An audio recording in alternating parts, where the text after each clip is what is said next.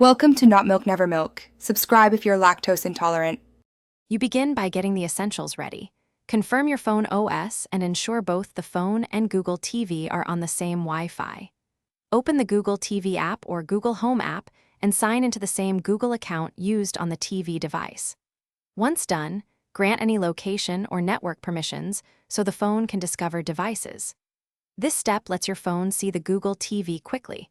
Without matching networks and permissions, discovery won't work and casting will fail.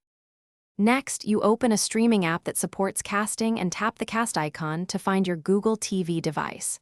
Choose the correct device name. Sometimes a pairing PIN appears on screen. Type it into your phone to confirm. Once connected, you control playback from the phone.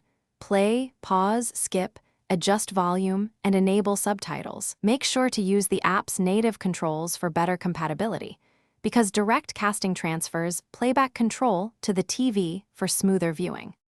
Finally, manage advanced settings from the Google TV app, install apps, switch accounts, and enable guest mode when sharing. If casting stutters or disconnects, make sure both devices are on the same 4 or 5 GHz band or reboot the router and devices. This clears many streaming glitches. If problems persist, try reconnecting through Google Home or factory resetting the TV as a last resort. Remember why? Resetting removes bad configs, but you'll need to sign in and